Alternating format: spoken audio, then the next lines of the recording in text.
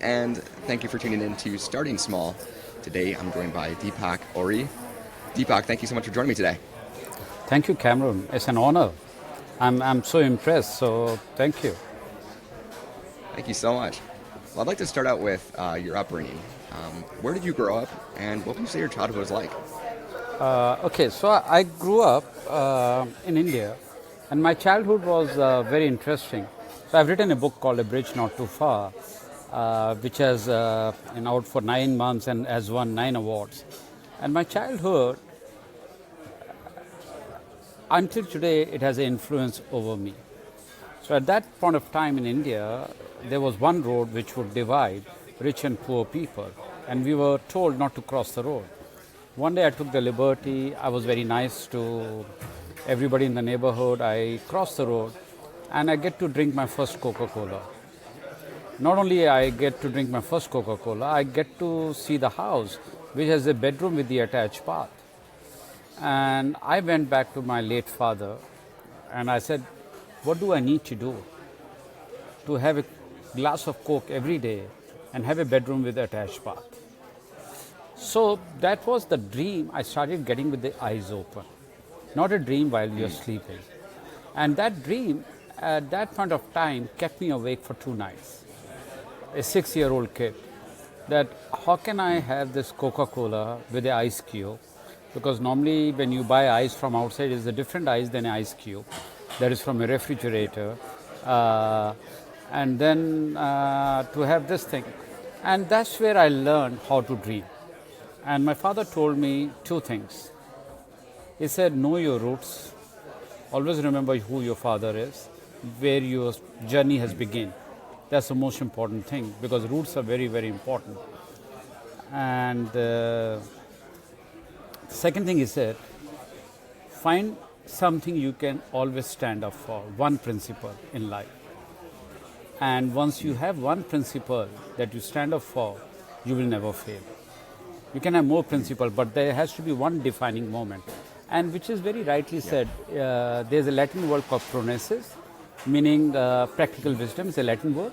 And Aristotle used this word 2000 years back and said if he has to use any of the virtue, the best and the biggest virtue is practical wisdom, that is pronesis.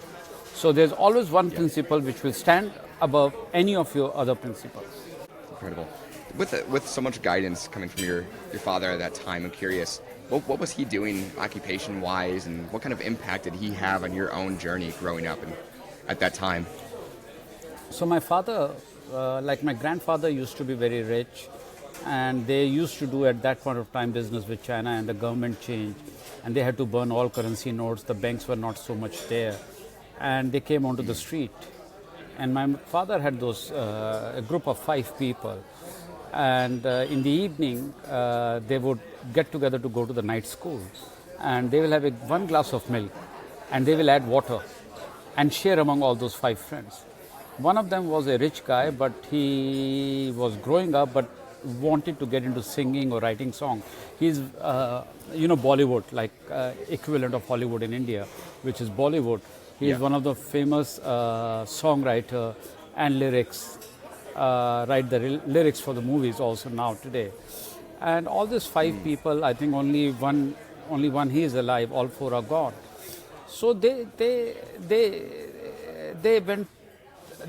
started very well, and they went through a very bad phase, and then we became a little bit better over a period of time. But in the life, I think we are blessed that we started below but grew up, and today I am able to talk to you. Though my life has also been a roller coaster, and being a life which has a ride of a roller coaster is very important, because at least it tells you and other that you are doing something. But you know what is the biggest problem in today's world, Cameron? Nobody wants to see the low side of the stick. And you know why? Because of FOPO, fear of people's opinion. We can take it personally. We have no problem. We can go through tough time. We can go through the pain. But you know what bothers is? The person sitting on my left and the person sitting on my right and the person who's my neighbor, what will he think about me having a tough time? So, Yep. and in my book I have written, how do you convert your FOPO into ROPO? In right now, I'll be leaving, which we'll talk very soon about Lebua, the company I founded. I'm leaving Okay. to start a new venture. Nobody leaves that kind of level of comfort and that kind of money and everything coming in. But Yeah. I teach happiness. Actually, I don't teach happiness. I'm the GPS of happiness. I guide people to happiness. I can't teach happiness to anyone. I can just guide. And you know what is the Yeah. defining principle? Not one principle. The defining principle of happiness is endurance of pain. So you are very young, Yeah. Cameron. I don't know what sports you play. Sorry, I shouldn't be asking you a question. It's your podcast, but Oh, you're good. yeah. But I run. what sport? Run. You run. So, Yep. so you run. You must be running very good. But what is the difference between you and the Olympic gold medalist in running? Of course, they run faster. But what makes them run Yeah. faster? Their devotion to time and commitment to that craft. No. Every day What is they do something better than a day before, and they take more pain. Yeah. Now, in this pain, there's always a breaking point. We never know where the breaking point is. And in my book, I've spoken about failure, but when I have a hobby of teaching. When I talk to young people, and you're a young person, and I'm so honored that you're interviewing me, and means I'm going to talk to 100 people about it. Okay, so at such a young age, you're doing what you're doing is completely unbelievable, but Thank you so much. possible. But possible. See, all of us are afraid to fail in life. Yep. But our definition of failure is wrong. The failure is not that I failed in my job, I failed in my exam, or I failed in my career. You know why our definition of failure is wrong? Because our definition of success is wrong. We are measuring success as compared to how people are looking at us. We are not measuring success on how happy we are, how satisfied we are. So Yeah. maybe I'm in a job which is not giving me happiness, but I have to be in a job, because if I leave that job, what will my neighbor will think about it? What will my friends will think about it? What will my peers think about it? So we go through that cycle, and that's where the failure happens, because we not follow our principle. There's another word in Latin called experiri, E-X-P-E-R-I-R-I, try, fail, try, fail, try, fail. You never fail. Thomas Edison had said, you only found n number of other ways of not doing the thing that way. Failure is when I compromise my principle, is my failure. My success is I may get $100 less, but I uphold my principles. That is success. But anyway, Cameron. Yep. That's incredible. Talking on, so you mentioned the uncomfort of leaving something that you're so comfortable in now, and just like in life in general, that's how happiness is kind of contributed to. Going into the founding of Lebua Hotels, you discovered an abandoned building, and I mean that's very discomforting. There's no comfort going into that. That's a huge risk, and it's just like your new ventures today. What was that founding reason? What made you comfortable with executing that and going forward with that? Because I saw the opportunity, nobody could see it. And I saw that opportunity that the world will recognize me. And that's why I took that. And everybody laughed at me at that point of time. People never believed it. But you know what, 20 years down the line, we are having the highest total revenue per available room, which we call it TrevPAR. We are having the highest NOI, net operating income, in Asia among luxury hotels.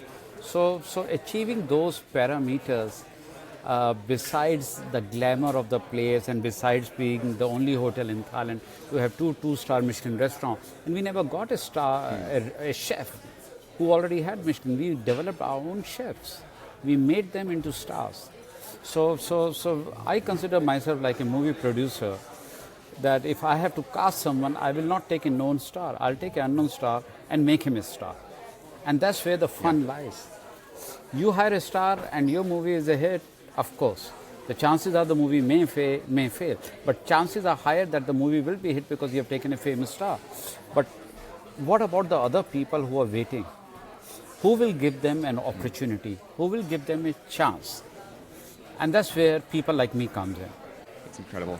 Talking on kind of those pivotal moments for scaling and growth, what would you say were those big moments and the milestones for the growth of the property? I know you guys launched the rooftop, some of the Michelin restaurants. You're not just hospitality of an overnight stay, but you guys really give this guest experience. What was those overarching milestones for you guys? For me, 4 defining moments. The first was until today the world's most expensive dinner, $1 million dinner, a $30,000 per person. That is one. Second, being the first hotel company to do a marketing alliance with Warner Brothers for Hangover Part 2. Number 3, having 2 restaurants as a Michelin is not a big achievement for a person like me. I was the one who got Michelin Guide into Thailand. That is the third defining moment. So, and there could have been a chance that our restaurants would not be part of the Michelin. But for me, it is important that the surroundings have to be better. And once the surroundings are better, I can grow. Or us as people can grow and many other can grow. So I look at things in a very different manner. It is not about I. It is about actually bringing the thing to the community first. Once it comes to the community, then we can compete. And then we see who's the best. So that is the third defining moment of Michelin. The fourth defining moment is after seeing so much of successful,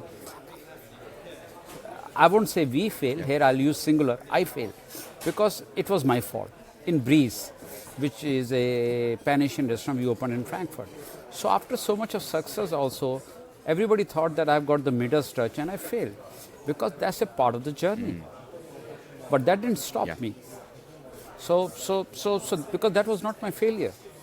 Of course, that was my failure because I overlooked 2 or 3 principles. Okay, that is for the customer side, consumer side, client side, whatever name you want to give. So I learned from that. So I don't think so anyone on your show would have said that his failure is a defining moment. But yes, that's a defining moment for me because that will stay with me that success is not permanent. And that's what I want every viewer or a listener of this podcast to know. Nothing in life is permanent. It's an amazing point. Talking on, so not just this first location you launched with, but you guys then expanded into really global and diverse markets. What were some of those challenges then at that point, opportunities that you saw within expansion? Okay, now this is how the life goes. So when you start a hotel line, you become famous, everybody believes in you. In that rectangle, that space, that is the hospitality. Now I give you a second thing. When I started writing the book, nobody believed. First, that I can write the book. Second, my book will be published. Third, my book will be on the sale. Fourth, my book will get the award. So after achieving that, say from the idea until today is 2 years, 9 months. Actually, not even 9 months. 2 years, 8 months plus 20 days. So it's a long journey. But in this long journey, you have to make people believe that you can do something different. So the way the world works is they see you at one thing, they believe you can only do that. So when we started with a restaurant, rooftop restaurant, everybody thought that I'm a food and beverage guy. Then I got into the hotel, everybody said you can't do the hotel. We got the hotel. Things move on, then whether you open hotel in A, B, C, D, E location, doesn't matter. Then I started doing the book. People said you can't do the book. Then I started teaching in US. People said you can't teach. Now the best part is I wanted to record my audio book. People didn't believe. They said I don't have an accent. The Americans people will not be able to appreciate. Nobody until today has understood how great the US people are. You know, they embraced me, they accepted me. Not only they embraced and accepted me, they gave me the award also. US people is full of culture. And the culture, I'm not talking about the local culture, culture which is universal. There are two kinds of culture. One with the lower case, one is the big C. So one is universal, you can take it in any part of the world. Other is local things that you want to know about people or how they behave, what they do. So, and that's why in my next venture, I'm moving to US because I stayed in US for an extended period of time during COVID, and trust me, I've never seen better people. They always like to encourage you. They always like to motivate you. They get happy, genuinely happy in your success. And that is that culture I would urge today, US.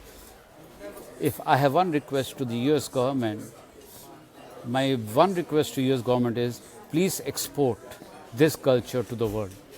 So the world becomes a better world to live in. Yeah. Love that point. So this is a perfect kind of like segue into your time now. So to the listeners out there, if you don't know, you are departing as CEO, but you are, as you mentioned, you're exploring new opportunities. And as we discussed before starting, you're always doing new things, which is incredible. You launch, scale. Why always doing something different, and why coming to the US as well?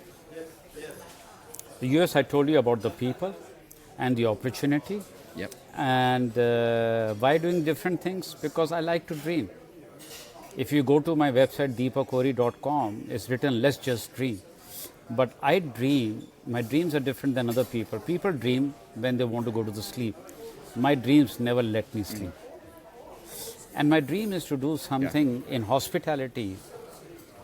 I won't use the word legacy. I don't like that word. Though many people are saying that I'm leaving my legacy behind.